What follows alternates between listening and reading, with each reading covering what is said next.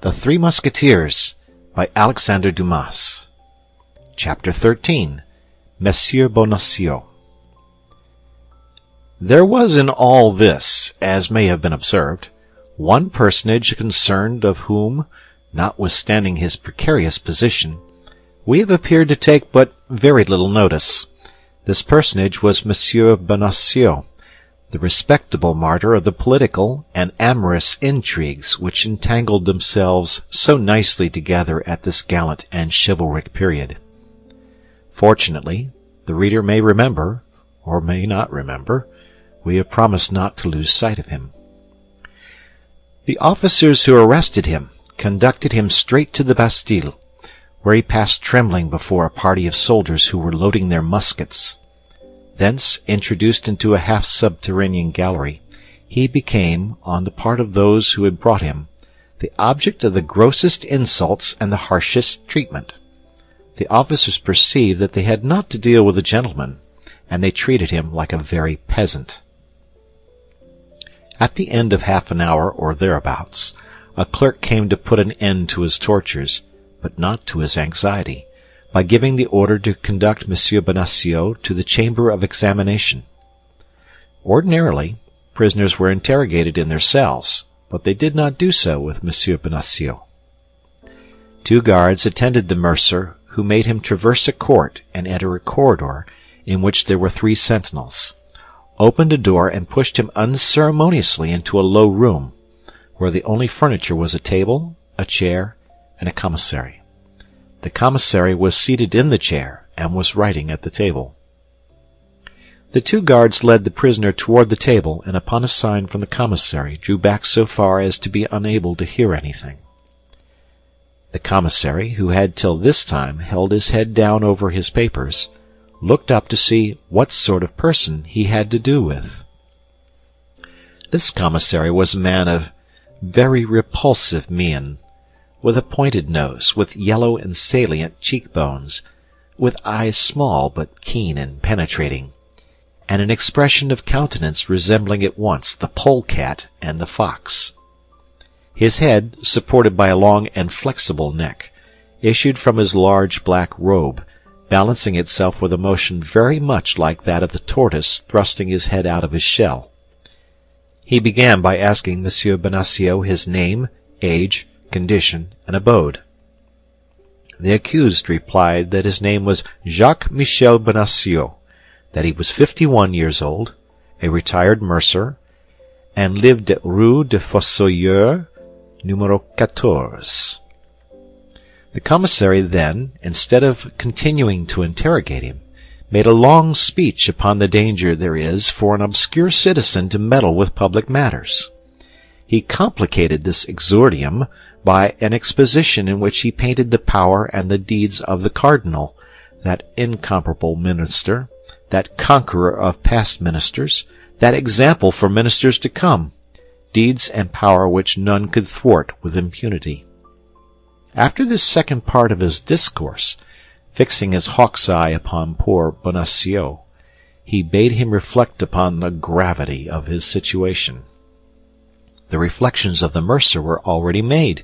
He cursed the instant when Monsieur Laporte formed the idea of marrying him to his goddaughter, and particularly the moment when that goddaughter had been received as Lady of the Linen to Her Majesty. At bottom, the character of Monsieur Bonacieux was one of profound selfishness, mixed with sordid avarice, the whole seasoned with extreme cowardice. The love with which his young wife had inspired him was a secondary sentiment, and was not strong enough to contend with the primitive feelings we have just enumerated. Bonacieux, indeed, reflected upon what had just been said to him. "But, Monsieur Commissary," said he calmly, "believe that I know and appreciate, more than anybody, the merit of the incomparable eminence by whom we have the honor to be governed." "Indeed?" asked the commissary with an air of doubt. "If that is really so, how came you to the Bastille?" "How came I there? Or rather, why I am there," replied Bonacieux. "That is entirely impossible for me to tell you. because I don't know myself, but to a certainty it is not for having, knowingly at least, disobliged Monsieur the Cardinal. You must, nevertheless, have committed a crime, since you are here and are accused of high treason. Of high treason! Cried Bonacieux, terrified. Of high treason! How is it possible for a poor mercer, who detests Huguenots and who abhors Spaniards, to be accused of high treason? Consider, monsieur, the thing is absolutely impossible. Monsieur Bonacieux, said the commissary, looking at the accused as if his little eyes had the faculty of reading to the very depths of hearts, you have a wife? Yes, monsieur, replied the mercer in a tremble, feeling that it was at this point affairs were likely to become perplexing. That is to say, I had one. What? You had one? What have you done with her, then, if you have her no longer? They have abducted her, monsieur. They have abducted her? Ha!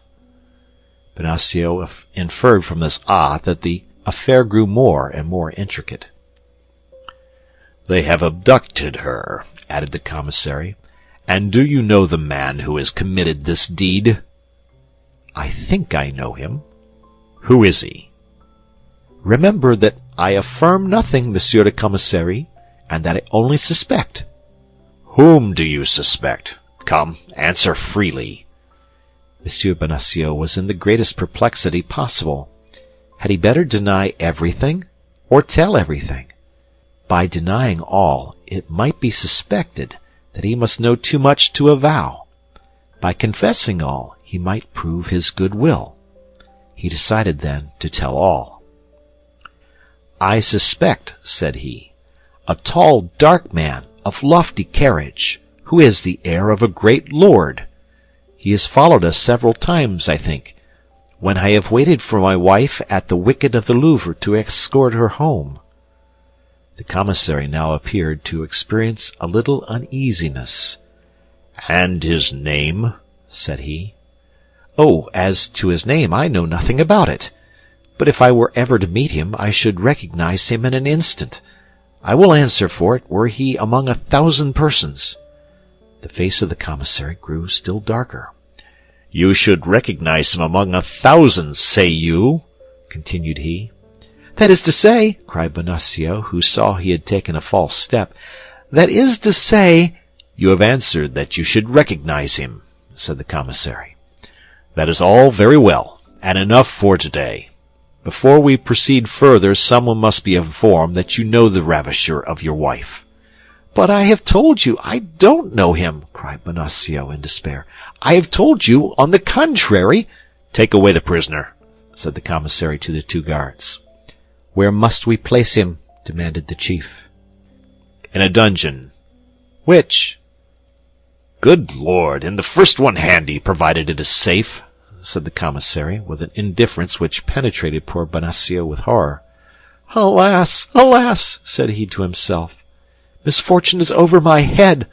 My wife must have committed some frightful crime. They believe me her accomplice, and will punish me with her. She must have spoken. She must have confessed everything. A woman is so weak. A dungeon! The first he comes to. That's it. A night is soon past, and tomorrow to the wheel, to the gallows. Oh, my God, have pity on me! Without listening the least in the world to the lamentations of Monsieur Bonacieux, lamentations to which, besides, they must have been pretty well accustomed, the 2 guards took the prisoner each by an arm, and led him away, while the commissary wrote a letter in haste and dispatched it by an officer in waiting. Bonacieux could not close his eyes, not because his dungeon was so very disagreeable, but because his uneasiness was so great. He sat all night on his stool, starting at the least noise, and when the first rays of the sun penetrated into his chamber, the dawn itself appeared to him to have taken funereal tints. All at once he heard his bolts drawn, and made a terrified bound. He believed they were come to conduct him to the scaffold, so that when he saw merely and simply, instead of the executioner he expected, only his commissary of the preceding evening, attended by his clerk, he was ready to embrace them both. "Your affair has become more complicated since yesterday evening, my good man, and I advise you to tell the whole truth, for your repentance alone can remove the anger of the cardinal." "Why, I am ready to tell everything," cried Bonacieux. "At least, all that I know. Interrogate me, I entreat you." "Where is your wife, in the first place?" "Why, did I not tell you she'd been stolen from me?" "Yes, but yesterday at 5 o'clock in the afternoon, thanks to you, she escaped." "My wife escaped?" cried Bonacieux. "Oh, unfortunate creature! Monsieur, if she has escaped, it is not my fault, I swear." "What business had you, then, to go into the chamber of Monsieur d'Artagnan, your neighbor, with whom you had a long conference during the day?" "Ah, yes, Monsieur Commissary. Yes, that is true, and I confess I was in the wrong. I did go to Monsieur d'Artagnan's." "What was the aim of that visit?" "To beg him to assist me in finding my wife. I believed I had a right to endeavor to find her. I was deceived, as it appears, and I ask your pardon." "And what did Monsieur d'Artagnan reply?" "Monsieur d'Artagnan promised me his assistance, but I soon found out that he was betraying me." "You impose upon justice. Monsieur d'Artagnan made a compact with you, and in virtue of that compact put to flight the police who had arrested your wife, and has placed her beyond reach. Fortunately, Monsieur d'Artagnan is in our hands, and you shall be confronted with him." "By my faith, I ask no better," cried Bonacieux. "I shall not be sorry to see the face of an acquaintance." "Bring in the Monsieur d'Artagnan," said the commissary to the guards. The two guards led in Athos. "Monsieur d'Artagnan," said the commissary, addressing Athos, "declare all that has passed yesterday between you and Monsieur." "But," cried Bonacieux, "this is not Monsieur d'Artagnan who you show me." "What? Not Monsieur d'Artagnan?" exclaimed the commissary. "Not the least in the world," replied Bonacieux. "What is this gentleman's name?" asked the commissary. "I cannot tell you. I don't know him." "How? You don't know him?" "No." "Did you never see him?" "Yes, I have seen him, but I don't know what he calls himself." "Your name?" replied the commissary. "Athos," replied the Musketeer. "But that is not a man's name. It is the name of a mountain," cried the poor questioner, who was beginning to lose his head. "That is my name," said Athos quietly. "But you said that your name was d'Artagnan." "Who? I?" "Yes, you." "Somebody said to me, 'You're Monsieur d'Artagnan?' I answered, 'You think so?' My guards exclaimed that they were sure of it. I did not wish to contradict them. Besides, I might be deceived." "Monsieur, you insult the majesty of justice." "Not at all," said Athos calmly. "You are Monsieur d'Artagnan." "You see, monsieur, that you say it again."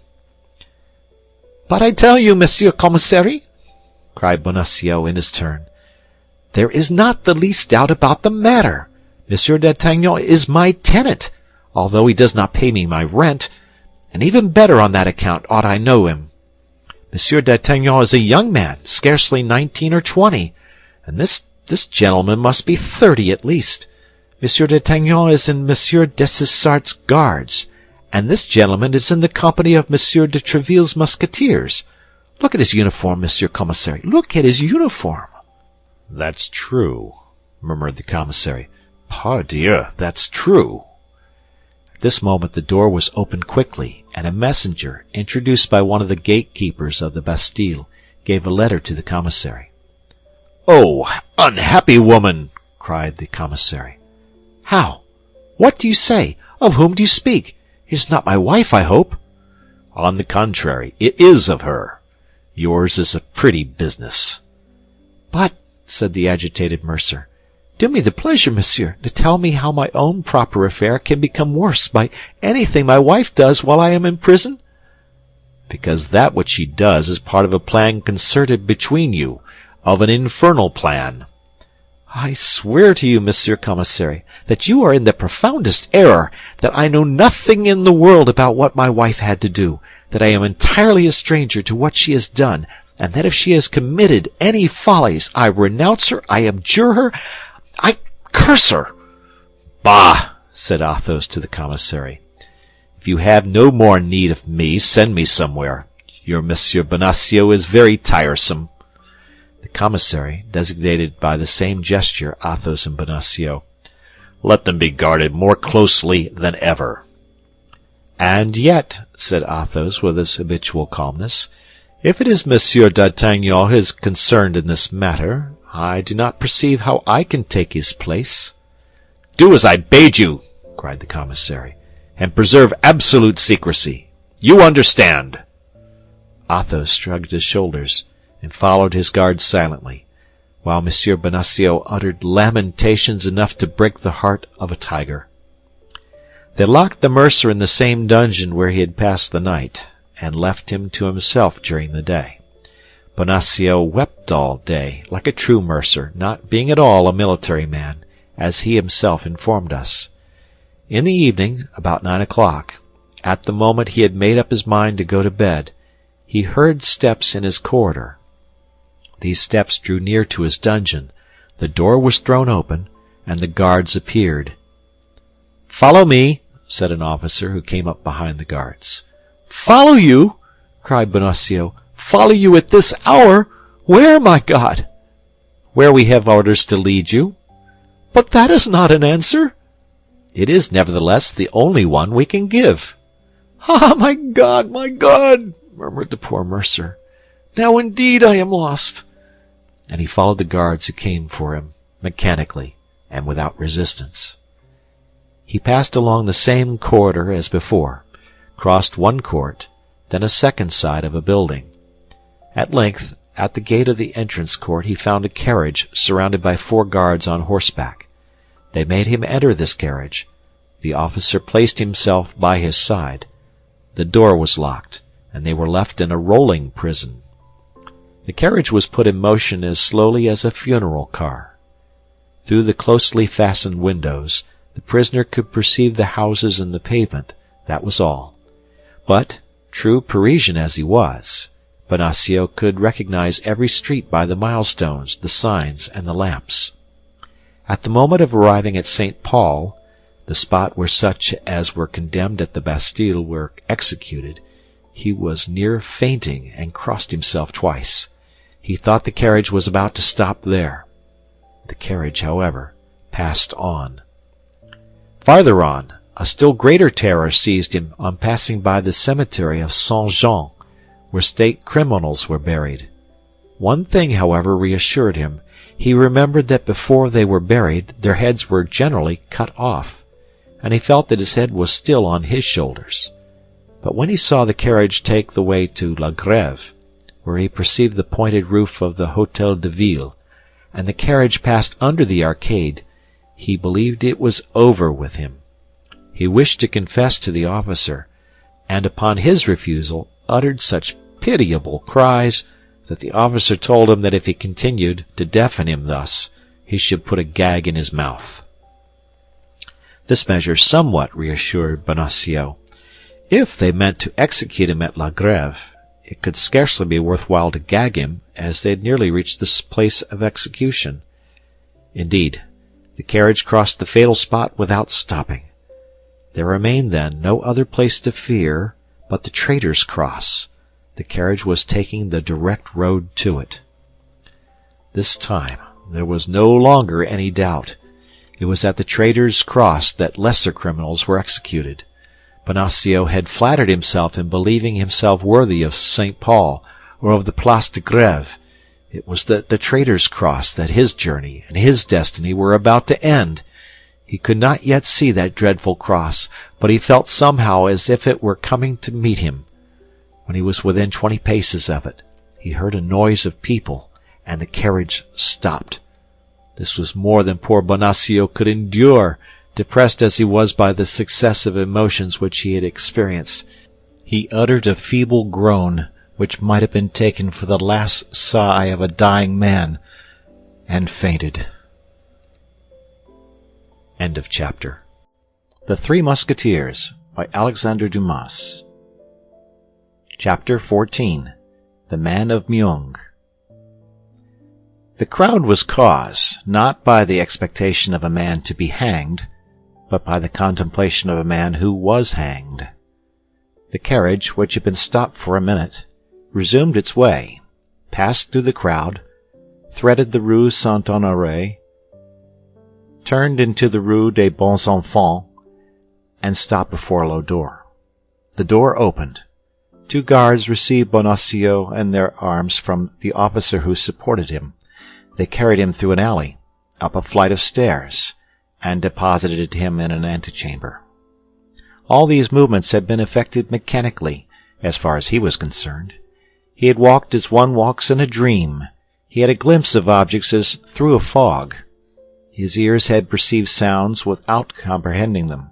He might have been executed at that moment without his making a single gesture in his own defense, or uttering a cry to implore mercy. He remained on the bench, with his back leaning against the wall and his hands hanging down, exactly on the spot where the guards placed him. On looking around him, however, as he could perceive no threatening object, as nothing indicated that he ran any real danger, as the bench was comfortably covered with a well-stuffed cushion, as the wall was ornamented with a beautiful Cordova leather, and as large red damask curtains, fastened back by gold clasps, floated before the window, he perceived by degrees that his fear was exaggerated, and he began to turn his head to the right and to the left, upward and downward. At this movement, which nobody opposed, he resumed a little courage, and ventured to draw up one leg and then the other. At length, with the help of his 2 hands, he lifted himself from the bench, and found himself on his feet.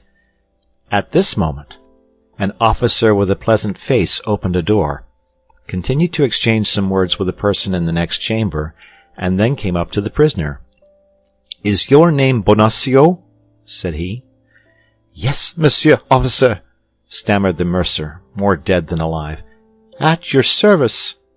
"Come in," said the officer. And he moved out of the way to let the mercer pass. The latter obeyed without reply, and entered the chamber, where he appeared to be expected. It was a large cabinet, close and stifling, with the walls furnished with arms offensive and defensive, and in which there was already a fire, although it was scarcely the end of the month of September. A square table, covered with books and papers, upon which was unrolled an immense plan of the city of La Rochelle, occupied the center of the room. Standing before the chimney was a man of middle height, of a haughty, proud mien, with piercing eyes, a large brow, and a thin face, which was made still longer by a royal, or an imperial as it is now called, surmounted by a pair of moustaches. Although this man was scarcely 36 or 37 years of age, hair, moustaches, and royal all began to be gray. This man, except the sword, had all the appearances of a soldier, and his buff boots, still slightly covered with dust, indicated that he had been on horseback in the course of the day. This man was Armand Jean Duplessis, Cardinal de Richelieu, not such as he is now represented. Broken down like an old man, suffering like a martyr, his body bent, his voice failing, buried in a large armchair as in an anticipated tomb, no longer living but by the strength of his genius, and no longer maintaining the struggle with Europe but by the eternal application of his thoughts. But such as he really was at this period, that is to say, an active and gallant cavalier, already weak of body, but sustained by that moral power which made of him one of the most extraordinary men that ever lived, preparing, after having supported the Duc de Nevers in his Duchy of Mantua, after having taken Nîmes, Castres, and Uzes, to drive the English from the Isle of Ré and lay siege to La Rochelle. At first sight, nothing denoted the cardinal, and it was impossible for those who did not know his face to guess in whose presence they were. The poor mercer remained standing at the door, while the eyes of the personage we have just described were fixed upon him, and appeared to wish to penetrate even into the depths of the pass. "Is this that Bonacieux?" asked he, after a moment of silence. "Yes, monseigneur," replied the officer. "That's well. Give me those papers and leave us." The officer took from the table the papers pointed out, gave them to him who asked for them, bowed to the ground, and retired. Bonacieux recognized in those papers his interrogatories of the Bastille. From time to time the man by the chimney raised his eyes from the writings, and plunged them like poniards into the heart of the poor mercer. At the end of 10 minutes of reading and 10 seconds of examination, the cardinal was satisfied. "That head has never conspired," murmured he, "but it matters not. We will see." "You are accused of high treason," said the cardinal, slowly. "So I have been told already, monseigneur," cried Bonacieux, giving his interrogator the title he had heard the officer give him. "But I swear to you, I know nothing about it." The cardinal repressed a smile.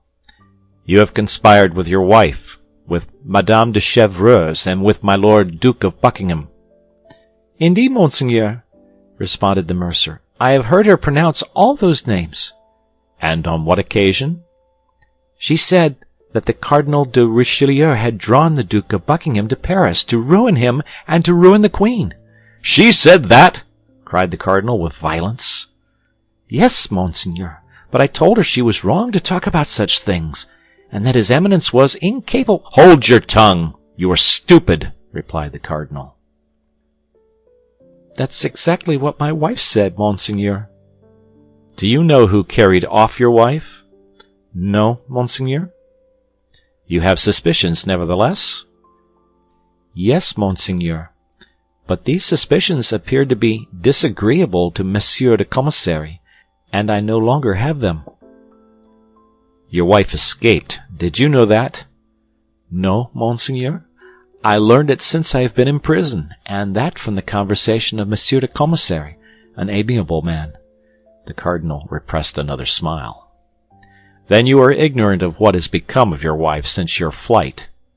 "Absolutely, monseigneur, but she has most likely returned to the Louvre." "At 1 o'clock this morning she had not returned." "My God! What can have become of her, then?" "We shall know, be assured. Nothing is concealed from the cardinal. The cardinal knows everything." "In that case, monseigneur, do you believe the cardinal will be so kind as to tell me what has become of my wife?" "Perhaps he may.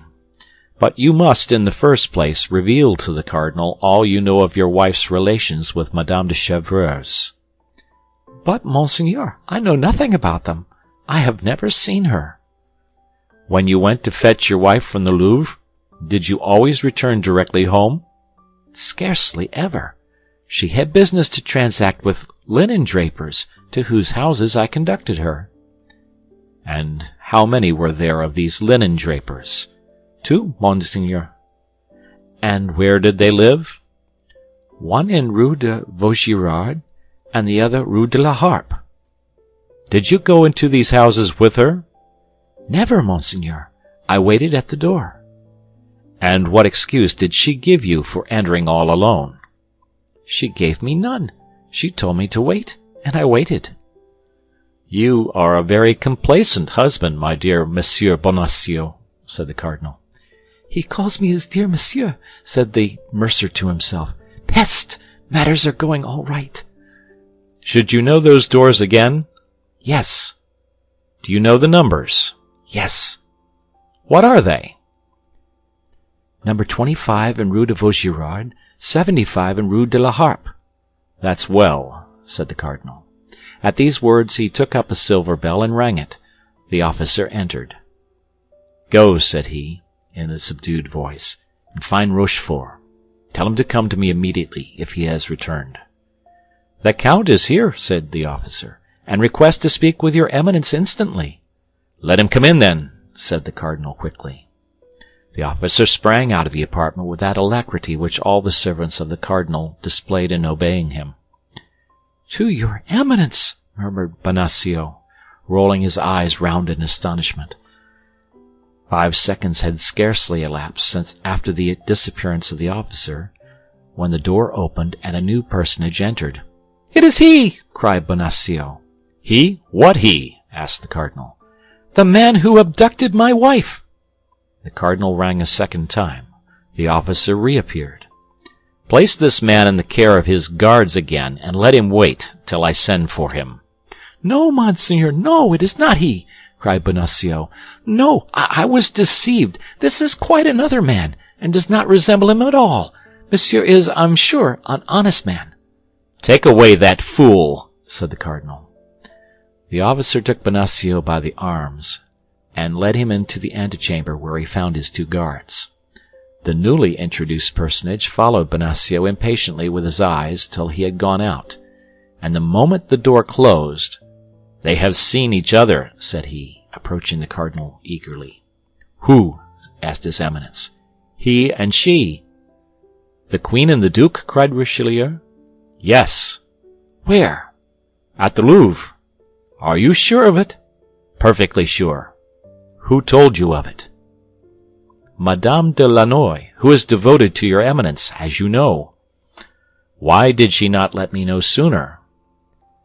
"Whether by chance or mistrust, the Queen made Madame de Surgis sleep in her chamber, and detained her all day." "Well, we are beaten. Now let us try to take our revenge." "I will assist you with all my heart, monseigneur. Be assured of that." "How did it come about?" "At 12:30, the Queen was with her women." "Where?" "In her bedchamber." "Go on." "When someone came and brought her a handkerchief from her laundress." "And then?" "The Queen immediately exhibited strong emotion, and despite the rouge with which her face was covered, evidently turned pale." "And then? And then?"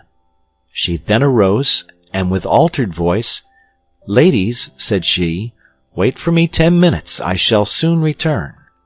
Then she opened the door of her alcove and went out." "Why did not Madame de Lannoy come and inform you instantly?" "Nothing was certain. Besides, Her Majesty had said, 'Ladies, wait for me,' and she did not dare to disobey the Queen." "How long did the Queen remain out of the chamber?" 3/4 of an hour." "None of her women accompanied her?" "Only Donna Estefania." "Did she afterward return?" "Yes, but only to take a little rosewood casket, with her cipher upon it, and went out again immediately." "And when she finally returned, did she bring that casket with her?" "No." "Does Madame de Lannoy know what was in that casket?" "Yes, the diamond studs which His Majesty gave the Queen." "And she came back without this casket?" "Yes." "Madame de Lannoy, then, is of opinion that she gave them to Buckingham?" "She is sure of it." "How can she be so?" "In the course of the day, Madame de Lannoy, in her quality of tirewoman of the Queen, looked for this casket, appeared uneasy at not finding it, and at length asked information of the Queen." "And then the Queen?" "The Queen became exceedingly red, and replied that having in the evening broken one of those studs, she had sent it to her goldsmith to be repaired." "He must be called upon, and so ascertain if the thing be true or not." "I have just been with him." "And the goldsmith?" "The goldsmith has heard nothing of it." "Well, well, Rochefort, all is not lost, and perhaps everything is for the best." "The fact is that I do not doubt your Eminence's genius." "Will repair the blunders of his agent, is that it?" "That is exactly what I was going to say, if your Eminence had let me finish my sentence." "Meanwhile, do you know where the Duchesse de Chevreuse and the Duke of Buckingham are now concealed?" "No, monseigneur, my people could tell me nothing on that head." "But I know." "You, monseigneur?" "Yes, or at least I guess. They were, one in the Rue de Vaugirard, number 25, the other in the Rue de la Harpe, number 75. Does your Eminence command that they both be instantly arrested? It will be too late. They will be both gone. But still, we can make sure that they are so. Take 10 men of my guardsmen, and search the two houses thoroughly. Instantly, Monseigneur. And Rochefort went hastily out of the apartment. The cardinal, being left alone, reflected for an instant and then rang the bell a third time. The same officer appeared. "Bring the prisoner in again," said the cardinal. Monsieur Bonacieux was introduced afresh, and upon a sign from the cardinal, the officer retired. "You have deceived me," said the cardinal sternly. "I?" cried Bonacieux. "I deceive your Eminence?" "Your wife, in going to Rue de Vaugirard and Rue de la Harpe, did not go to find linen drapers." "Then why did she go, just God?" "She went to meet the Duchesse de Chevreuse and the Duke of Buckingham." "Yes," cried Bonacieux, recalling all his remembrances of the circumstances. "Yes, that's it. Your Eminence is right. I told my wife several times that it was surprising that linen drapers should live in such houses as those, in houses that had no signs, but she always laughed at me. Ah, Monseigneur," continued Bonacieux, throwing himself at his Eminence's feet, "ah, how truly you are the cardinal, the great cardinal, the man of genius whom all the world reveres." The cardinal, however contemptible might be the triumph gained over so vulgar a being as Bonacieux, did not the less enjoy it for an instant. Then, almost immediately, as if a fresh thought had occurred, a smile played upon his lips, and he said, offering his hand to the mercer, "Rise, my friend. You are a worthy man." "The cardinal has touched me with his hand. I have touched the hand of the great man," cried Bonacieux. "The great man has called me his friend." "Yes, my friend, yes," said the cardinal, with that paternal tone which he sometimes knew how to assume, but which deceived none who knew him. "And as you have been unjustly suspected, well, you must be indemnified. Here, take this purse of 100 pistoles, and pardon me." "I pardon you, Monseigneur?" cried Bonacieux, hesitating to take the purse, fearing, doubtless, that this pretended gift was but a pleasantry. "But you are able to have me arrested. You are able to have me tortured. You are able to have me hanged. You are the master, and I could not have the least word to say. Pardon you, Monseigneur? You cannot mean that." "Ah, my dear Monsieur Bonacieux, you are generous in this matter. I see it, and I thank you for it. Thus, then, you will take this bag, and you will go away without being too malcontent." "I go away enchanted." "Farewell, then, or rather, au revoir."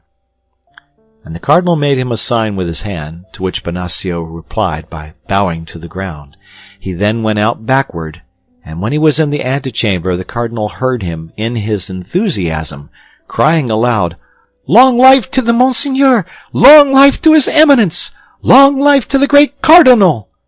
The cardinal listened with a smile to this vociferous manifestation of the feelings of Monsieur Bonacieux, and then, when Bonacieux's cries were no longer audible, "Good," said he, "that man will henceforward lay down his life for me."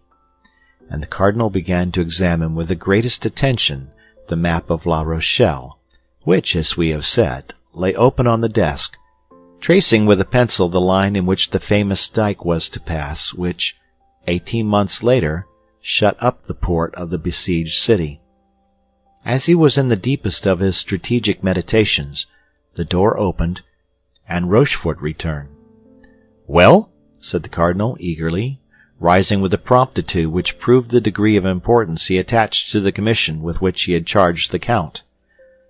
"Well," said the latter, "a young woman of about 26 or 28 years of age, and a man of from 35 to 40 have indeed lodged at the two houses pointed out by your Eminence, but the woman left last night, and the man this morning." "It was they!" cried the cardinal, looking at the clock. It is now too late to have them pursued. The Duchess is at Tours, and the Duke at Boulogne. It is in London they must be found. What are your Eminence's orders? Not a word of what is past. Let the Queen remain in perfect security. Let her be ignorant that we know her secret. Let her believe that we are in search of some conspiracy or other. Send me the keeper of the seals, Séguier. And that man, what has your Eminence done with him? What man? Asked the cardinal. That Bonacieux. I have done with him all that could be done.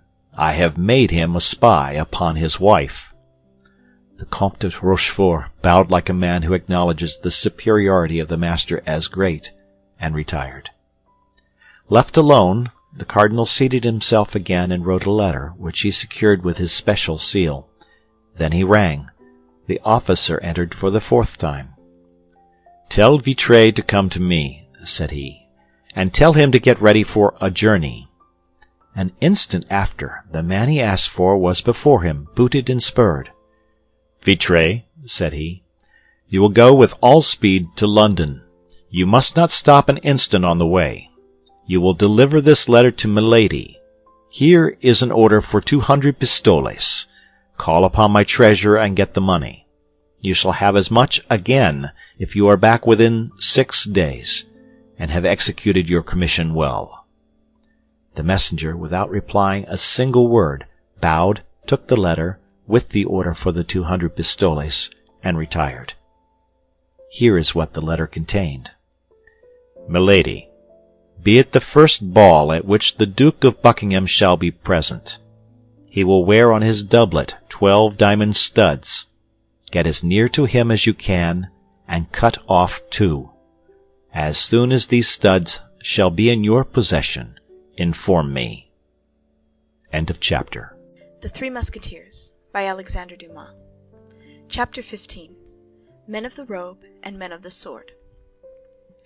On the day after these events had taken place, Athos not having reappeared, Monsieur de Tréville was informed by D'Artagnan and Porthos of the circumstance.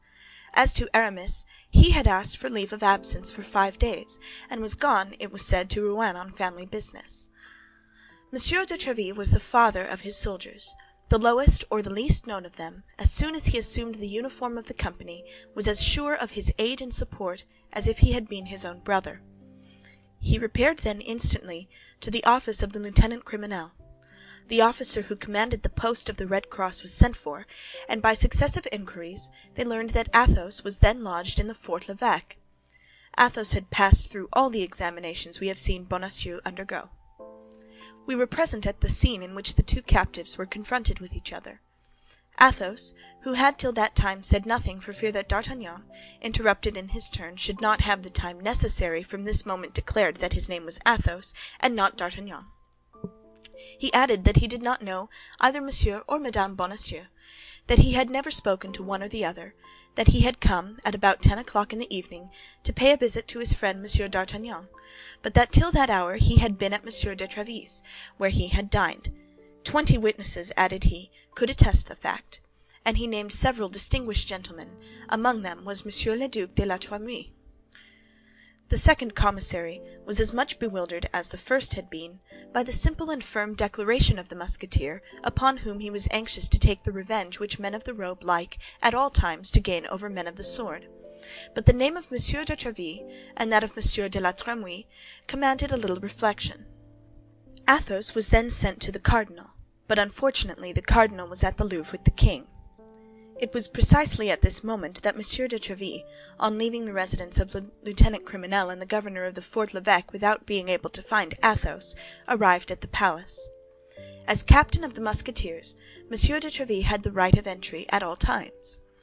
It is well known how violent the king's prejudices were against the queen, and how carefully these prejudices were kept up by the cardinal, who in affairs of intrigue mistrusted women infinitely more than men. One of the grand causes of this prejudice was the friendship of Anne of Austria for Madame de Chevreuse. These two women gave him more uneasiness than the war with Spain, the quarrel with England, or the embarrassment of the finances. In his eyes, and to his conviction, Madame de Chevreuse not only served the queen in her political intrigues, but what tormented him still more, in her amorous intrigues. At the first word the cardinal spoke of Madame de Chevreuse, who, though exiled to Tours and believed to be in that city, had come to Paris, remained there 5 days, and outwitted the police, the king flew into a furious passion. Capricious and unfaithful, the king wished to be called Louis the Just and Louis the Chaste. Posterity will find a difficulty in understanding this character, which history explains only by facts and never by reason.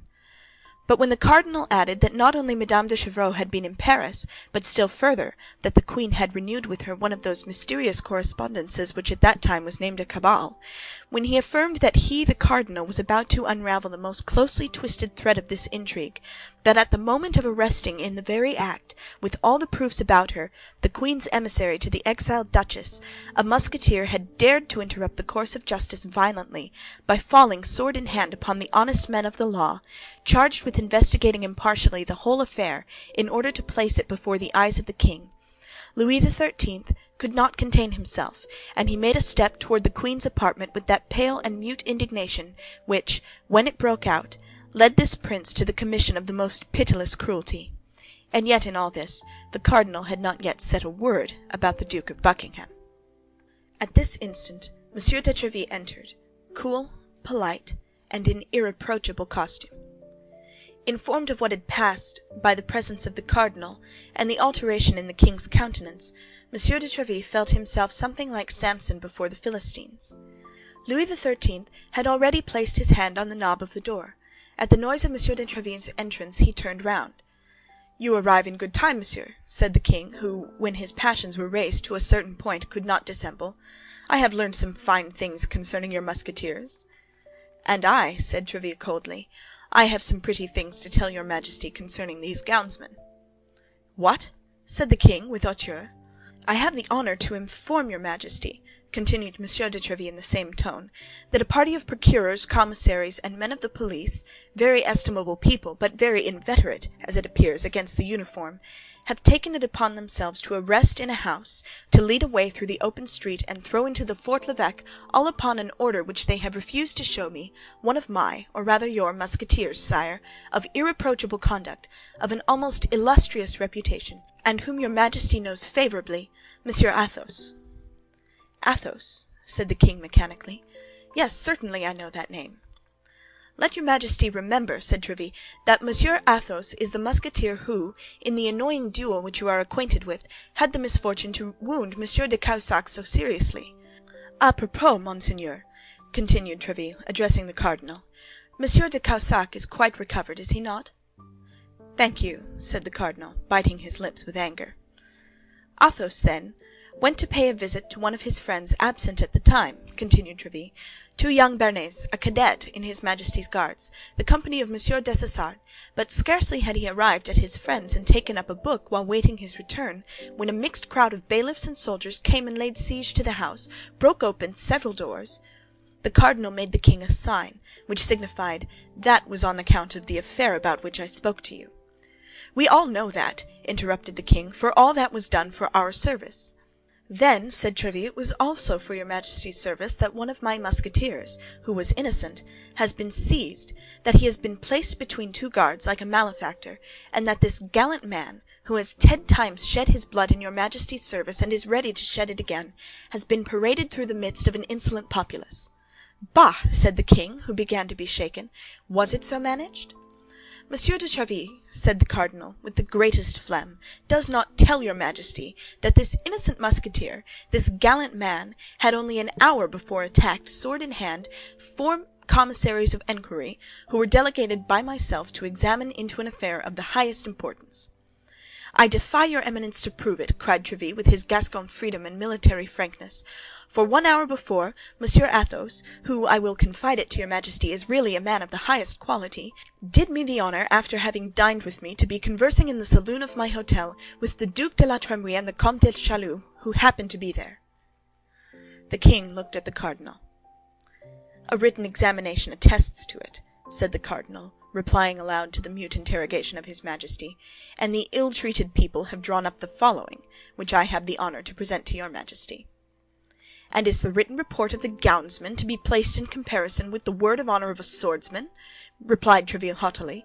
"Come, come, Tréville, hold your tongue," said the king. "If his Eminence entertains any suspicion against one of my Musketeers," said Tréville, "the justice of Monsieur the Cardinal is so well known that I demand an inquiry." "In the house in which the judicial inquiry was made," continued the impassive cardinal, "there lodges, I believe, a young Béarnais, a friend of the Musketeer." "Your Eminence means Monsieur d'Artagnan?" "I mean the young man whom you patronize, Monsieur de Tréville." "Yes, your Eminence, it is the same." "Do you not suspect this young man of having given bad counsel?" "To Athos, a man double his age?" interrupted Tréville. "No, monseigneur. Besides, D'Artagnan passed the evening with me." "Well," said the cardinal, "everybody seems to have passed the evening with you." "Does your Eminence doubt my word?" said Tréville, with a brow flushed with anger. "No, God forbid," said the cardinal. "Only at what hour was he with you?" "Oh, as to that I can speak positively, your Eminence, for as he came in I remarked that it was but 9:30 by the clock, although I had believed it to be later." "At what hour did he leave your hôtel?" "At 10:30, an hour after the event." "Well," replied the cardinal, who could not for an instant suspect the loyalty of Tréville, and who felt that the victory was escaping him, "well, but Athos was taken in the house at the Rue des Fossoyeurs. Is one friend forbidden to visit another, or a Musketeer of my company to fraternize with a guard of Dessessart's company?" "Yes, when the house where he fraternizes is suspected." "That house is suspected, Tréville," said the king. "Perhaps you did not know it." "Indeed, sire, I did not. The house may be suspected, but I deny that it is so in the part of it inhabited by my Monsieur d'Artagnan; for I can affirm, sire, if I can believe what he says, that there does not exist a more devoted servant of your Majesty, or a more profound admirer of Monsieur the Cardinal." "Was it not this D'Artagnan who wounded Jussac one day, in that unfortunate encounter which took place near the convent of the Carmes Déchaussés?" asked the king, looking at the cardinal, who colored with vexation. "And the next day Bernajoux?" "Yes, sire, yes, it is the same. Your Majesty has a good memory." "Come, how shall we decide?" said the king. "That concerns your Majesty more than me," said the cardinal. "I should affirm the culpability." "And I deny it," said Tréville. "But his Majesty has judges, and these judges will decide." "That is best," said the king. "Send the case before the judges. It is their business to judge, and they shall judge." "Only," replied Tréville, "it is a sad thing that in the unfortunate times in which we live, the purest life, the most incontestable virtue, cannot exempt a man from infamy and persecution. The army, I will answer for it, will be but little pleased at being exposed to rigorous treatment on account of police affairs." The expression was imprudent, but Monsieur de Tréville launched it with knowledge of his cause. He was desirous of an explosion, because in that case the mind throws forth fire, and fire enlightens. "Police affairs!" cried the king, taking up Tréville's words. "Police affairs! And what do you know about them, monsieur? Meddle with your Musketeers, and do not annoy me in this way. It appears, according to your account, that if by mischance a Musketeer is arrested, France is in danger. What a noise about a Musketeer! I would arrest 10 of them, 100, even all the company, and I would not allow a whisper." "From the moment they are suspected by your Majesty," said Tréville, "the Musketeers are guilty. Therefore you see me prepared to surrender my sword. For after having accused my soldiers, there can be no doubt that Monsieur the Cardinal will end by accusing me. It is best to constitute myself at once a prisoner with Athos, who is already arrested, and with D'Artagnan, who will most probably be arrested." "Gascon-headed man, will you have done?" said the king. "Sire," replied Tréville, without lowering his voice in the least, "either order my Musketeer to be restored to me, or let him be tried." "He shall be tried," said the cardinal. "Well, so much the better, for in that case I shall demand of his Majesty permission to plead for him." The king feared an outbreak. "If his Eminence," said he, "did not have personal motives—" The cardinal saw what the king was about to say, and interrupted him. "Pardon me," said he, "but the instant your Majesty considers me a prejudiced judge, I withdraw." "Come," said the king, "will you swear by my father that Athos was at your residence during the event, and that he took no part in it?" "By your glorious father and by yourself, whom I love and venerate above all the world, I swear it." "Be so kind as to reflect, sire," said the cardinal. "If we release the prisoner thus, we shall never know the truth." "Athos may always be found," replied Tréville, "ready to answer, when it shall please the gownsman to interrogate him. He will not desert Monsieur the Cardinal, be assured of that. I will answer for him." No, he will not desert, said the king. He can always be found, as Tréville said. Besides, added he, lowering his voice and looking with a suppliant air at the cardinal, let us give them apparent security. That is policy. This policy of Louis XIII made Richelieu smile. Order it as you please, sire. You possess the right of pardon. The right of pardoning only applies to the guilty, said Tréville, who was determined to have the last word, and my Musketeer is innocent. It is not mercy, then, that you are about to accord, sire. It is justice. And he is in the Fort l'Evêque? Said the king. Yes, sire, in solitary confinement, in a dungeon, like the lowest criminal. The devil! Murmured the king. What must be done? Sign an order for his release, and all will be said, replied the cardinal. I believe with your majesty that Monsieur de Tréville's guarantee is more than sufficient. Tréville bowed very respectfully, with a joy that was not unmixed with fear. He would have preferred an obstinate resistance on the part of the cardinal to this sudden yielding. The king signed the order for release, and Tréville carried it away without delay. As he was about to leave the presence, the cardinal gave him a friendly smile and said, A perfect harmony reigns, sire, between the leaders and the soldiers of your Musketeers, which must be profitable for the service and honorable to all. He will play me some dog's trick or other, and that immediately, said Tréville. One never has the last word with such a man. But let us be quick.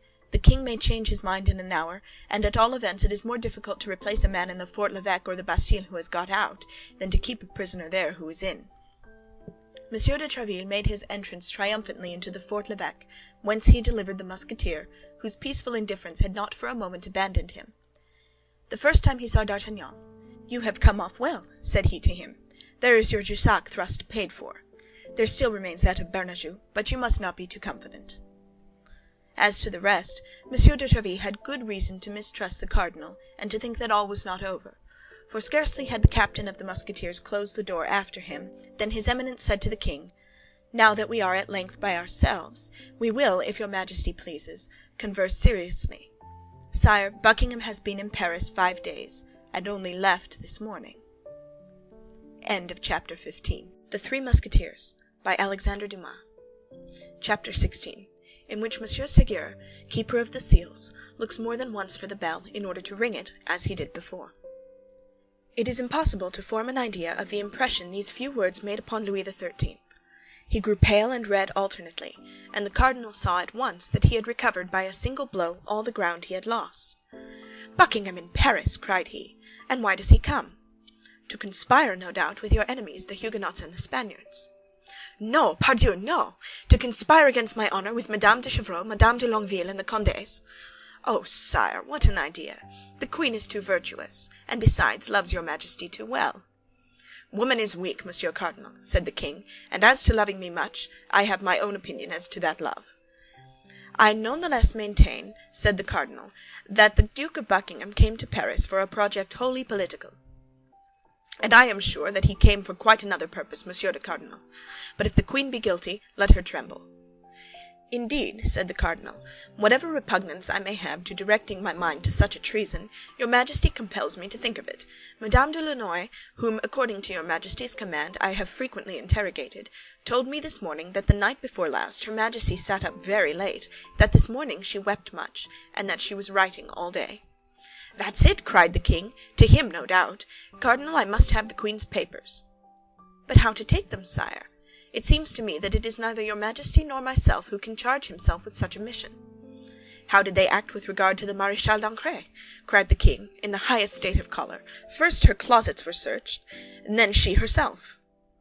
"The Maréchale d'Ancre was no more than the Maréchale d'Ancre, a Florentine adventurer, sire, and that is all, while the august spouse of your majesty is Anne of Austria, Queen of France, that is to say, one of the greatest princesses in the world. She is none the less guilty, Monsieur Duke. The more she has forgotten the high position in which she was placed, the more degrading is her fall. Besides, I long ago determined to put an end to all these petty intrigues of policy and love. She has near her a certain Laporte, who, I believe, is the mainspring of all this, I confess," said the cardinal. "You think, then, as I do, that she deceives me?" said the king. "I believe, and I repeat to your majesty, that the queen conspires against the power of the king, but I have not said against his honor. And I tell you both, I tell you the queen does not love me. I tell you she loves another. I tell you she loves that infamous Buckingham. Why do you not have him arrested while he is in Paris?" "Arrest the duke? Arrest the Prime Minister of King Charles I. Think of it, sire, what a scandal! And if the suspicions of your Majesty, which I still continue to doubt, should prove to have any foundation, what a terrible disclosure! What a fearful scandal! But as he exposed himself like a vagabond or a thief, he should have been— Louis XIII stopped, terrified at what he was about to say, while Richelieu, stretching out his neck, waited uselessly for the word which should have died on the lips of the king. He should have been— Nothing, said the king, nothing. But all the time he was in Paris, you, of course, did not lose sight of him. No, sire. Where did he lodge? Rue de la Harpe, number 75. Where is that? By the side of the Luxembourg. And you are certain that the queen and he did not see each other? I believe the queen to have too high a sense of duty, sire. But they have corresponded. It is to him that the queen has been writing all the day. Monsieur le Duc, I must have those letters. Sire, notwithstanding, Monsieur, at whatever price it may be, I will have them. I would, however, beg your Majesty to observe, do you then also join in betraying me, Monsieur Cardinal, by thus always opposing my will? Are you also in accord with Spain and England, with Madame de Chevreuse and the Queen? Sire, replied the cardinal, sighing, I believed myself secure from such a suspicion. Monsieur Cardinal, you heard me. I will have those letters. There is but one way. What is that? That would be to charge Monsieur de Ségur, the keeper of the seals, with this mission. The matter enters completely into the duties of the post. Let him be sent for instantly. He is most likely at my hotel. I requested him to call, and when I came to the Louvre I left orders, if he came, to desire him to wait. Let him be sent for instantly. Your Majesty's orders shall be executed, but— But what? But the Queen will perhaps refuse to obey. My orders? Yes, if she is ignorant that these orders come from the king. Well, that she may have no doubt on that head, I will go and inform her myself. Your Majesty will not forget that I have done everything in my power to prevent a rupture. Yes, Duke, yes, I know you are very indulgent toward the Queen, too indulgent, perhaps. We shall have occasion, I warn you, at some future period to speak of that. Whenever it shall please your Majesty, but I shall always be happy and proud, sire, to sacrifice myself to the harmony which I desire to see reign between you and the Queen of France. Very well, Cardinal, very well. But in the meantime, send for Monsieur the Keeper of the Seals. I will go to the Queen. And Louis XIII, opening the door of communication, passed into the corridor which led from his apartments to those of Anne of Austria. The Queen was in the midst of her women, Madame de Guitaut, Madame de Sable, Madame de Montbazon, and Madame du Guesclin. In a corner was the Spanish companion, Donna Estefania, who had followed her from Madrid. Madame Guesclin was reading aloud, and everyone was listening to her with attention, with the exception of the Queen, who had, on the contrary, desired this reading in order that she might be able, while feigning to listen, to pursue the thread of her own thoughts. These thoughts, as they were, gilded by a last reflection of love, were not the less sad. Anne of Austria, deprived of the confidence of her husband, pursued by the hatred of the cardinal, who could not pardon her for having repulsed a more tender feeling, having before her eyes the example of the queen-mother, whom that hatred had tormented all her life, though Marie de Medici, if the memoirs of the time are to be believed, had begun by according to the cardinal that sentiment which Anne of Austria always refused him, Anne of Austria had seen her most devoted servants fall around her, her most intimate confidants, her dearest favourites. Like those unfortunate persons endowed with a fatal gift, she brought misfortune upon everything she touched. Her friendship was a fatal sign which called down persecution. Madame de Chevreuse and Madame de Bernay were exiled, and Laporte did not conceal from his mistress that he expected to be arrested every instant. It was at the moment when she was plunged in the deepest and darkest of these reflections that the door of the chamber opened, and the king entered. The reader hushed herself instantly. All the ladies rose, and there was a profound silence. As to the king, he made no demonstration of politeness, only stopping before the queen. "Madame," said he, "you are about to receive a visit from the chancellor, who will communicate certain matters to you with which I have charged him." The unfortunate queen, who was constantly threatened with divorce, exile, and trial even, turned pale under her rouge, and could not refrain from saying, "But why this visit, sire? What can the chancellor have to say to me that your Majesty could not say yourself?" The king turned upon his heel without reply, and almost at the same instant the captain of the guards, Monsieur de Guertin, announced the visit of the chancellor. When the chancellor appeared, the king had already gone out by another door. The chancellor entered, half smiling, half blushing, As we shall probably meet with him again in the course of our history, it may be well for our readers to be made at once acquainted with him.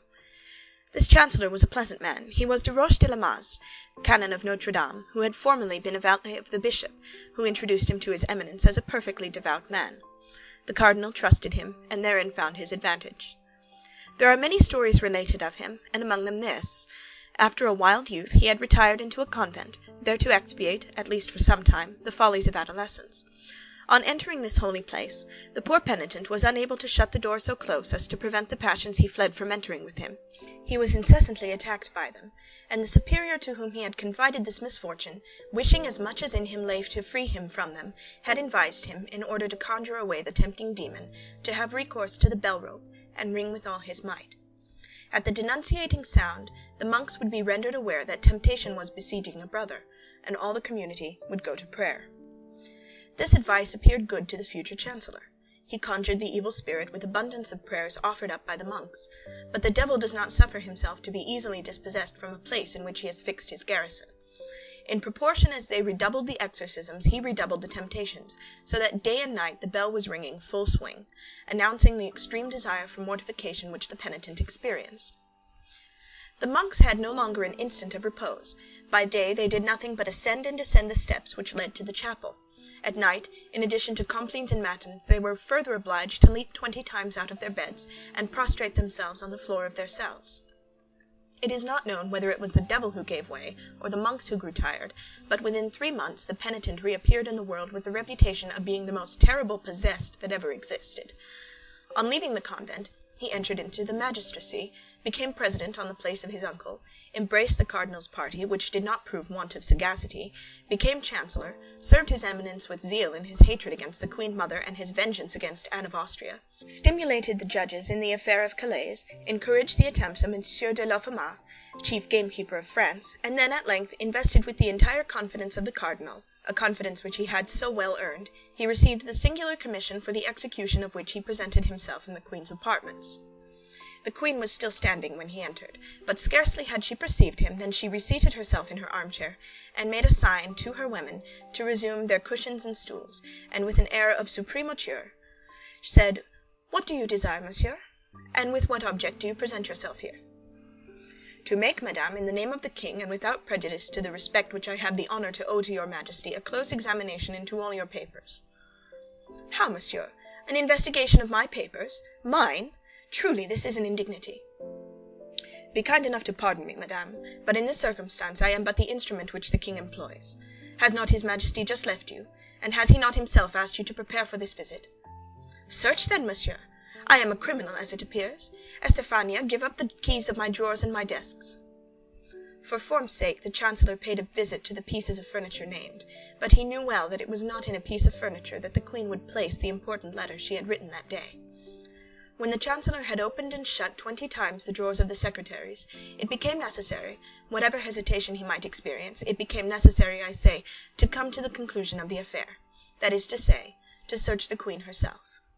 The chancellor advanced, therefore, toward Anne of Austria, and said with a very perplexed and embarrassed air, "And now it remains for me to make the principal examination."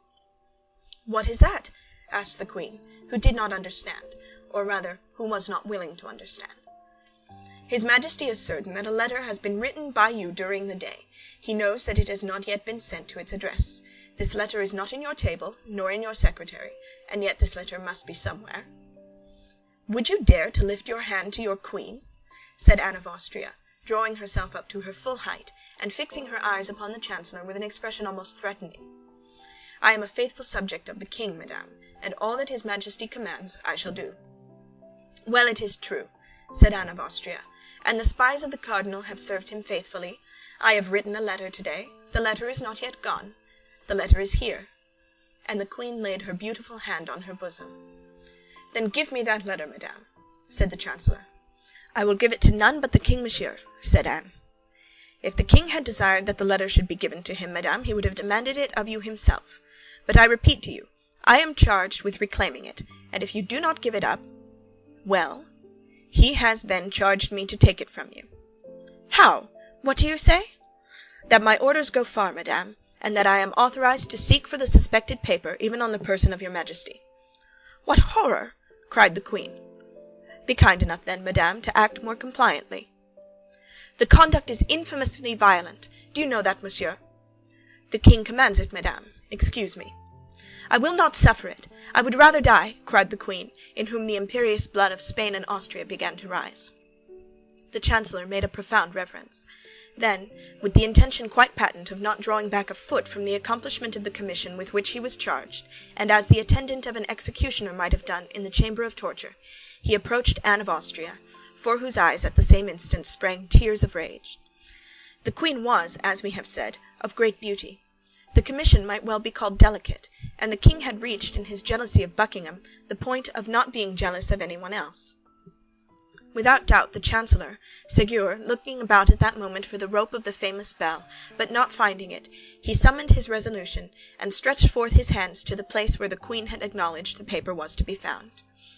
Anne of Austria took one step back, became so pale that it might be said she was dying, and leaning with her left hand upon a table behind her to keep herself from falling, she with her right hand drew the paper from her bosom and held it out to the keeper of the seals. "There, monsieur, there is that letter," cried the queen, with a broken and trembling voice. "Take it, and deliver me from your odious presence." The chancellor, who, on his part, trembled with an emotion easily to be conceived, took the letter, bowed to the ground, and retired.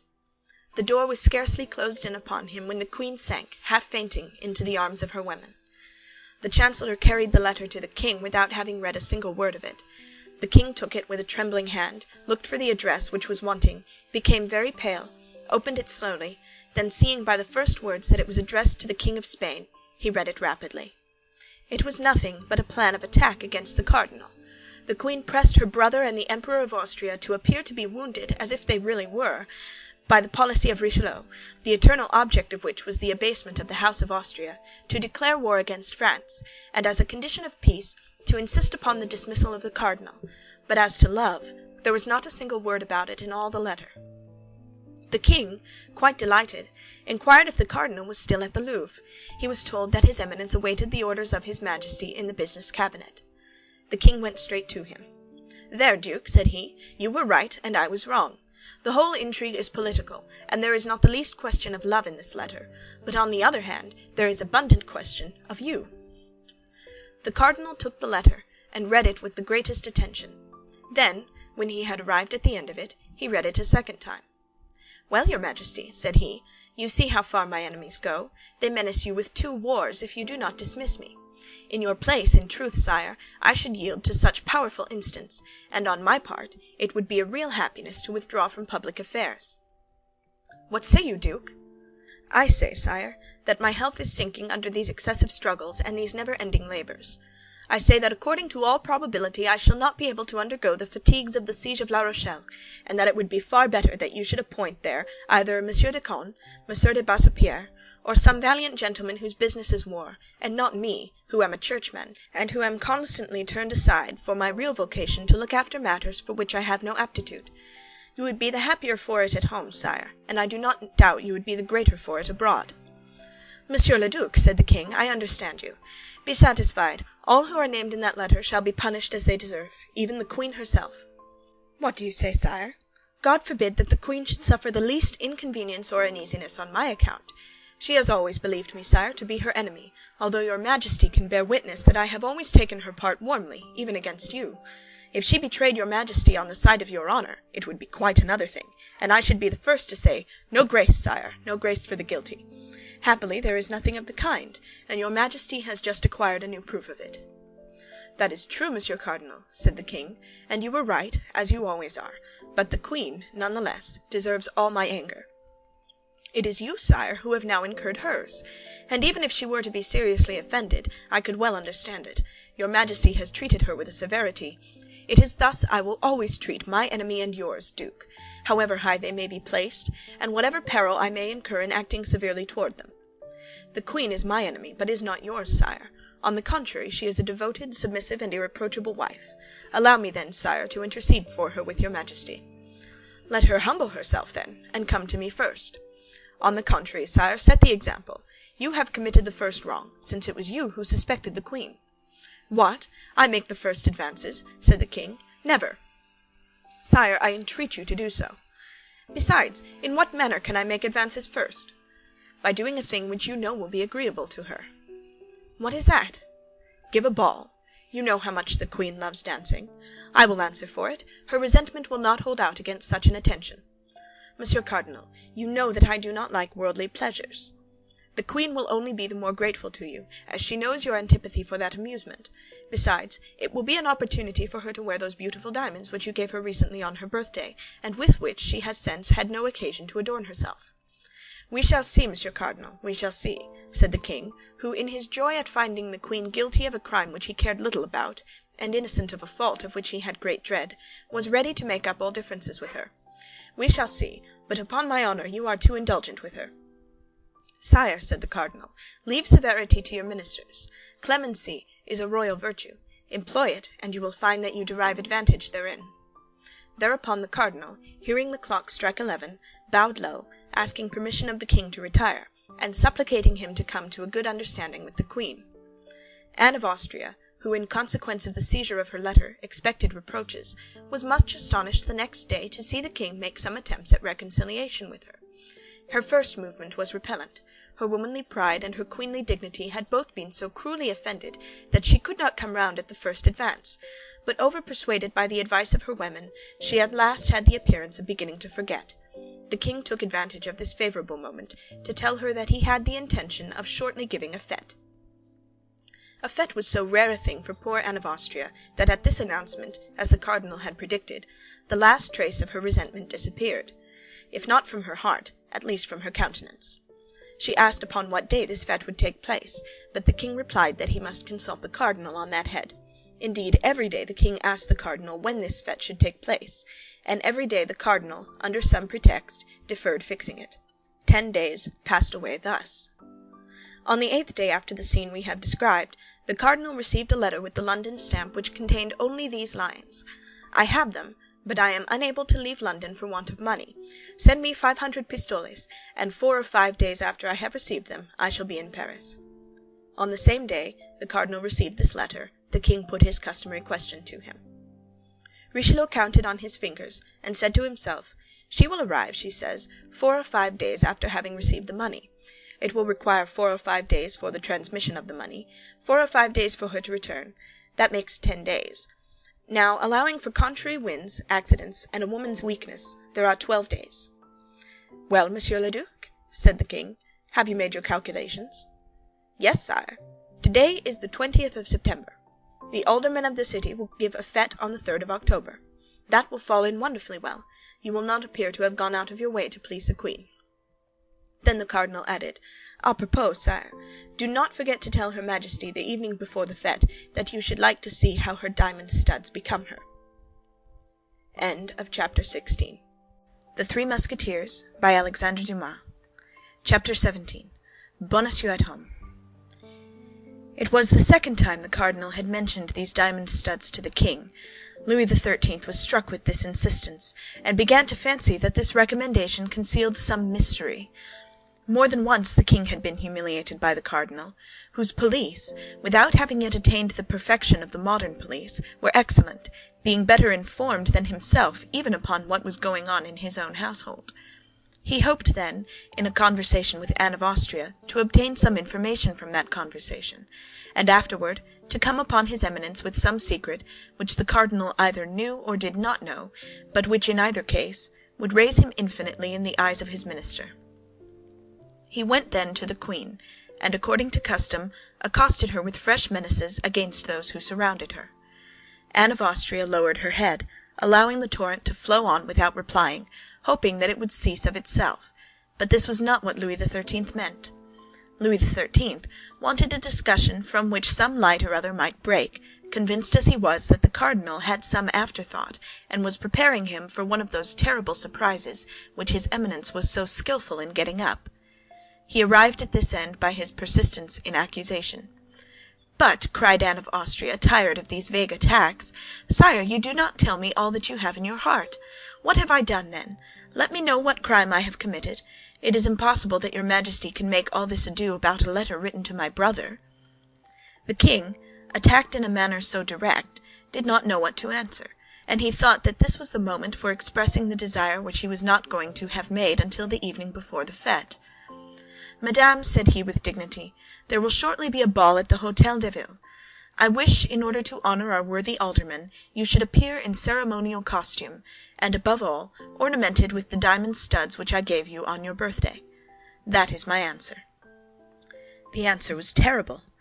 Anne of Austria believed that Louis XIII knew all, and that the cardinal had persuaded him to employ this long dissimulation of 7 or 8 days, which likewise was characteristic. She became excessively pale, leaned her beautiful hand upon a console, which hand appeared then like one of wax, and looking at the king with terror in her eyes, she was unable to reply by a single syllable. "You hear, madame," said the king, who enjoyed the embarrassment to its full extent, but without guessing the cause. "Do you hear, madame?" "Yes, sire, I hear," stammered the queen. "You will appear at this ball?" "Yes." "With those studs?" "Yes." The queen's paleness, if possible, increased. The king perceived it, and enjoyed it with that cold cruelty which was one of the worst sides of his character. "Then that is agreed," said the king, "and that is all I had to say to you." "But on what day will this ball take place?" asked Anne of Austria. Louis XIII felt instinctively that he ought not to reply to this question, the queen having put it in an almost dying voice. "Oh, very shortly, madame," said he, "but I do not precisely recollect the date of the day. I will ask the cardinal." "It was the cardinal, then, who informed you of this fête?" "Yes, madame," replied the astonished king, "but why do you ask that?" "It was he who told you to invite me to appear with these studs?" "That is to say, madame—" "It was he, sire, it was he." "Well, and what does it signify whether it was he or I? Is there any crime in this request?" "No, sire." "Then you will appear?" "Yes, sire." "That is well," said the king, retiring. "That is well. I count upon it." The queen made a curtsy, less from etiquette than because her knees were sinking under her. The king went away enchanted. "I am lost," murmured the queen, "lost, for the cardinal knows all, and it is he who urges on the king, who as yet knows nothing, but will soon know everything. I am lost! My God, my God!" She knelt upon a cushion and prayed, with her head buried between her palpitating arms. In fact, her position was terrible. Buckingham had returned to London. Madame Chevreuse was at Tours. More closely watched than ever, the queen felt certain, without knowing how to tell which, that one of her women had betrayed her. Laporte could not leave the Louvre. She had not a soul in the world in whom she could confide. Thus, while contemplating the misfortune which threatened her and the abandonment in which she was left, she broke out into sobs and tears. "Can I be of service to your Majesty?" said all at once a voice full of sweetness and pity. The queen turned sharply round, for there could be no deception in the expression of that voice. It was a friend who spoke thus. In fact, at one of the doors which opened into the queen's apartment appeared the pretty Madame Bonacieux. She had been engaged in arranging the dresses and linen in a closet when the king entered. She could not get out, and had heard all. The queen uttered a piercing cry at finding herself surprised, for in her trouble she did not at first recognize the young woman who had been given to her by Laporte. "Oh, fear nothing, madame," said the young woman, clasping her hands and weeping herself at the queen's sorrows.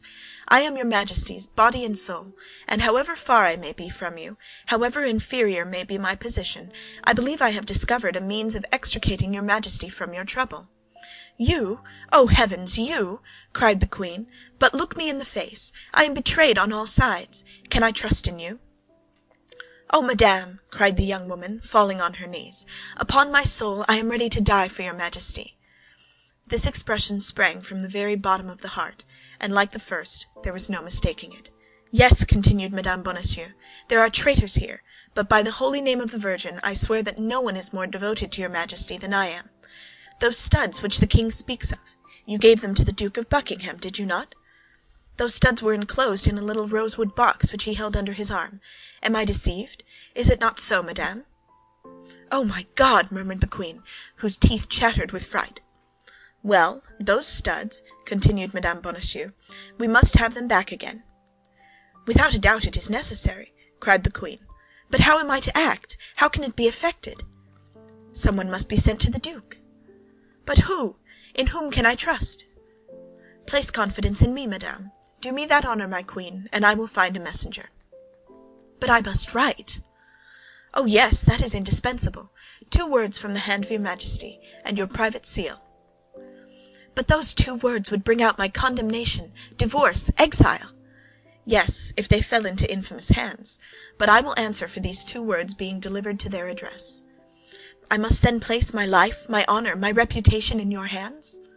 "Yes, madame, you must, and I will save them all." "But how? Tell me at least the means." "My husband had been at liberty these 2 or 3 days. I have not yet had time to see him again. He is a worthy, honest man, who entertains neither love nor hatred for anybody. He will do anything I wish.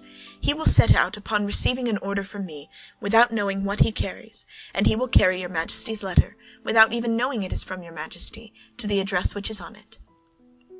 The queen took the 2 hands of the young woman with a burst of emotion, gazed at her, as if to read her very heart, and seeing nothing but sincerity in the beautiful eyes, embraced her tenderly. "Do that," cried she, "and you will have saved my honor. You will have saved my life." "Do not exaggerate the service I have the happiness to render your Majesty. I have nothing to save for your Majesty. You are only the victim of perfidious plots." That is true, my child," said the queen. "You are right." "Give me, then, that letter, madame. Time presses." The queen ran to a little table, on which were ink, paper, and pens. She wrote 2 lines, sealed the letter with her private seal, and gave it to Madame Bonacieux. "And now," said the queen, "we are forgetting one very necessary thing." "What is that, madame?" "Money." Madame Bonacieux blushed. "That is true," said she, "and I will confess to your Majesty that my husband—" "Your husband has none. Is that what you would say?" "He has some, but he is very avaricious. That is his fault.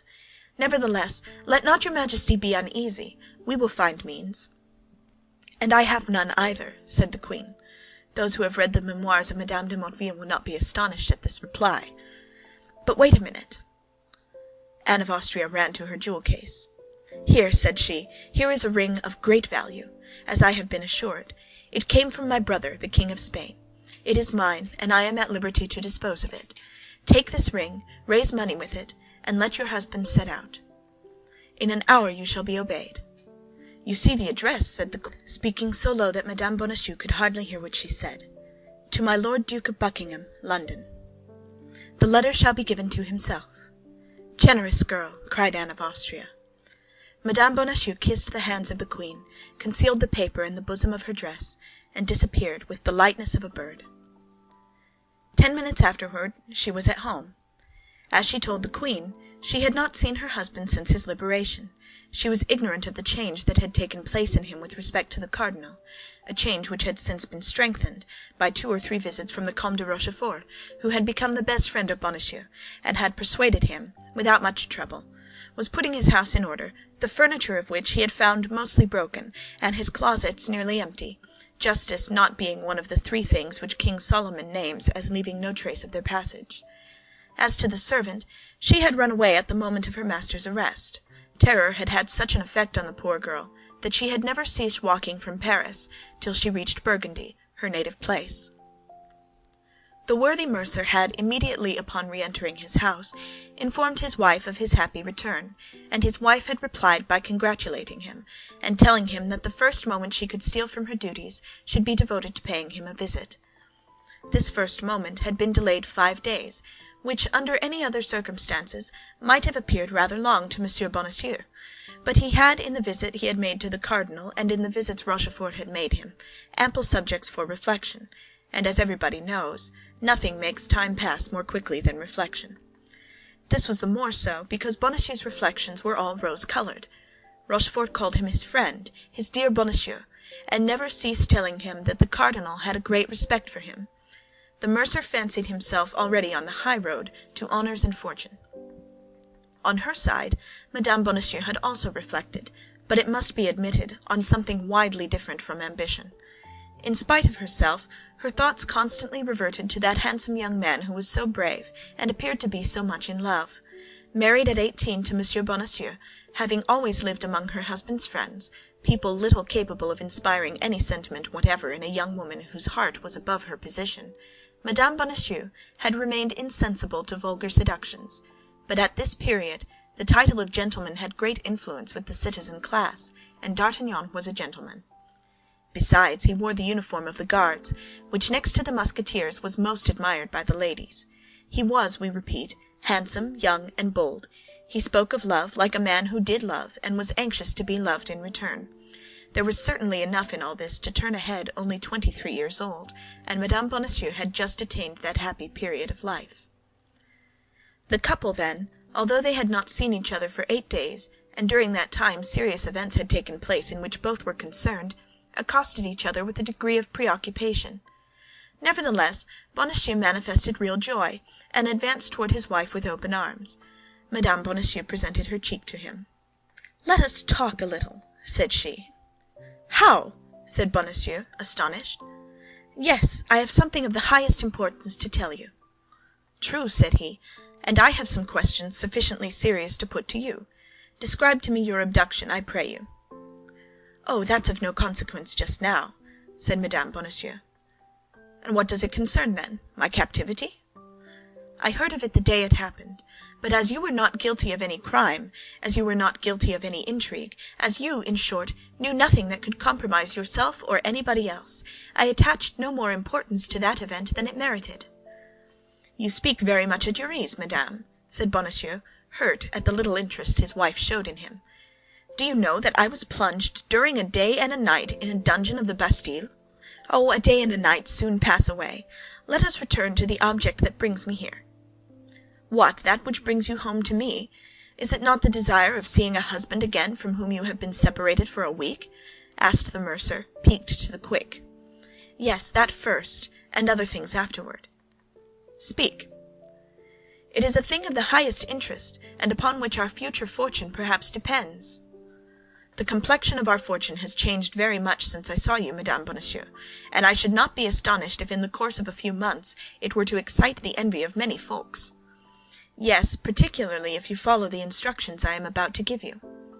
"Me?" "Yes, you. There is good and holy action to be performed, monsieur, and much money to be gained at the same time." Mme. Bonacieux knew that in talking of money to her husband, she took him on his weak side. But a man, were he even a mercer, when he had talked for 10 minutes with Cardinal Richelieu, is no longer the same man. "Much money to be gained?" said Bonacieux, protruding his lip. "Yes, much." "About how much?" 1,000 pistoles, perhaps." "What you demand of me is serious, then." "It is indeed." "What must be done?" "You must go away immediately. I will give you a paper which you must not part with on any account, and which you will deliver into the proper hands." "And whither am I to go?" "To London." "I go to London? You jest! I have no business in London." "But others wish that you should go there." "Who are these others? I warn you that I will never again work in the dark, and that I will know not only to what I expose myself, but also for whom I expose myself." "An illustrious person sends you, an illustrious person who awaits you.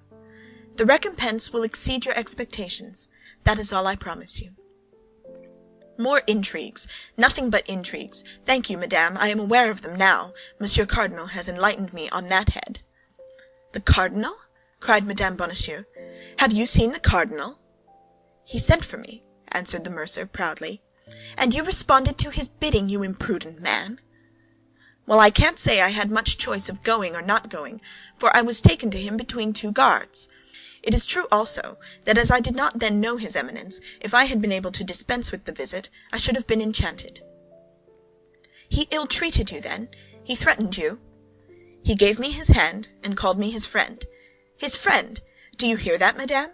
I am the friend of the great cardinal." "Of the great cardinal! Perhaps you would contest his right to that title, madame?" "I would contest nothing. But I tell you that the favor of a minister is ephemeral, and that a man must be mad to attach himself to a minister. There are powers above his which do not depend on a man or the issue of an event. It is to these powers we should rally." "I am sorry for it, madame, but I acknowledge not her power, but that of the great man whom I have the honor to serve." "You serve the cardinal?" "Yes, madame, and as his servant, I will not allow you to be concerned in plots against the safety of the state, or to serve the intrigues of a woman who is not French, and who has a Spanish heart." Fortunately, we have the great cardinal. His vigilant eye watches over and penetrates to the bottom of the heart." Bonacieux was repeating, word for word, a sentence which he had heard from the Comte de Rochefort. But the poor wife, who had reckoned on her husband, and in that hope had answered for him to the queen, did not tremble the less, both at the danger into which she had nearly cast herself, and at the helpless state to which she was reduced. Nevertheless, knowing the weakness of her husband, and more particularly his cupidity, she did not despair of bringing him round to her purpose. "Ah, you are a cardinalist, then, monsieur, are you?" cried she, "and you serve the party of those who maltreat your wife and insult your queen?" "Private interests are nothing before the interests of all. I am for those who save the state," said Bonacieux emphatically. "And what do you know about the state you talk of?" said Mme. Bonacieux, shrugging her shoulders. "Be satisfied with being a plain, straightforward citizen, and turn to that side which offers the most advantages." "Eh," said Bonacieux, slapping a plump round bag, which returned a sound of money, "what do you think of this, Madame Preacher?" "Whence comes that money?" "You do not guess?" "From the cardinal?" "From him and from my friend, the Comte de Rochefort." "The Comte de Rochefort? Why, it was he who carried me off." "That may be, madame." "And you received silver from that man?" "Have you not said that the abduction was entirely political?" "Yes, but that abduction had for its object the betrayal of my mistress, to draw from me by torture confessions that might compromise the honor and perhaps the life of my august mistress." "Madame," replied Bonacieux, "your august mistress is a perfidious Spaniard, and what the cardinal does is well done." "Monsieur," said the young woman, "I know you to be cowardly, avaricious, and foolish, but until now I never believed you infamous." "Madame," said Bonacieux, who had never seen his wife in a passion, and who recoiled before this conjugal anger, "Madame, what do you say?" "I say you are a miserable creature," continued Mme. Bonacieux, who saw she was regaining some little influence over her husband. "You meddle with politics, do you? And still more with cardinalist politics? You sell yourself body and soul to the demon, the devil, for money." "No, to the cardinal." "It's the same thing," cried the young woman. "Who calls Richelieu calls Satan." Hold your tongue, madame. You may be overheard." "You are right. I should be ashamed for anyone to know your baseness." "But what do you require of me, then? Let us see." "I have told you. You must depart instantly, monsieur. You must accomplish loyally the commission with which I deign to charge you, and on that condition I pardon everything, I forget everything, and what is more," and she held out her hand to him, "I restore my love." Bonacieux was cowardly and avaricious, but he loved his wife. He was softened. A man of 50 cannot long bear malice with a woman of 23. Mme. Bonacieux saw that he hesitated. "Come, have you decided?" said she. "But, my dear love, reflect a very little upon what you require of me. London is far from Paris, very far, and perhaps the commission with which you charge me is not without dangers." "What matters it, if you avoid them?" "Hold, Mme. Bonacieux," said the mercer, "hold! I positively refuse. Intrigues terrify me. I have seen the Bastille. My, that's a frightful place, the Bastille. Only to think of it makes my flesh crawl. They threatened me with torture. Do you know what torture is? Wooden points that they stick in between your legs till your bones stick out. No, positively, I will not go. And morbleu, why do you not go yourself? For in truth, I think I have been hitherto deceived in you. I really believe you are a man, and a violent one too. And you are a woman, a miserable woman, stupid and brutal. You are afraid, are you? Well, if you do not go this very instant, I will have you arrested by the queen's orders, and I will have you placed in the Bastille, which you dread so much." Bonacieux fell into a profound reflection. He weighed the two angers in his brain, that of the cardinal and that of the queen. That of the cardinal predominated enormously. "Have me arrested on the part of the queen," said he, "and I will appeal to his Eminence." At once Mme. Bonacieux saw she had gone too far, and she was terrified at having communicated so much. She for a moment contemplated with fright that stupid countenance, impressed with the invincible resolution of a fool that is overcome by fear. "Well, so be it," said she. "Perhaps, when all is considered, you are right. In the long run, a man knows more about politics than a woman, particularly such as, like you, Monsieur Bonacieux, have conversed with the cardinal. And yet it is very hard," added she, that a man upon whose affection I thought I might depend treats me thus unkindly, and will not comply with any of my fancies." "That is because your fancies go too far," replied the triumphant Bonacieux, "and I mistrust them." "Well, I will give it up then," said the young woman, sighing. "It is well as it is. Say no more about it." "At least you should tell me what I should have to do in London," replied Bonacieux, who remembered, a little too late, that Rochefort had desired him to endeavor to obtain his wife's secrets. "It is of no use for you to know anything about it," said the young woman, whom an instinctive mistrust now impelled to draw back. "It was about one of those purchases that interest women, a purchase by which much might have been gained." But the more the young woman excused herself, the more important Bonacieux thought the secret which she declined to confide in him. He resolved then to hasten immediately to the residence of the Comte de Rochefort, and tell him that the queen was seeking for a messenger to send to London. "Pardon me for quitting you, my dear Madame Bonacieux," said he, "but not knowing you would come to see me, I had made an engagement with a friend. I shall return, and if you will wait only a few minutes for me, as soon as I have concluded my business with that friend, as it is growing late, I will come back and reconduct you to the Louvre." "Thank you, monsieur. You are not brave enough to be of any use to me whatever," replied Mme. Bonacieux. "I shall return very safely to the Louvre all alone." "As you please, Mme. Bonacieux," said the ex-mercer. "Shall I see you again soon?" "Next week I hope my duties will afford me a little liberty, and I will take advantage of it to come and put things in order here, as they must necessarily be much deranged." "Very well, I shall expect you. You are not angry with me?" "Not the least in the world." "Till then." "Till then." Bonacieux kissed his wife's hand, and set off at a quick pace. "Well," said Mme. Bonacieux, when her husband had shut the street door and she found herself alone, "that imbecile lacked but one thing to become a cardinalist; and I, who have answered for him to the queen, I, who have promised my poor mistress—ah, my God, she will take me for one of those wretches with whom the palace swarms, and who are placed about as her spies. Monsieur Bonacieux, I never did love you much, but now it is worse than ever. I hate you, and on my word you shall pay for this." At the moment she spoke these words, a rap on the ceiling made her raise her head, and a voice which reached her through the ceiling cried, "Dear Madame Bonacieux, open for me the little door on the alley, and I will come down to you." Chapter 17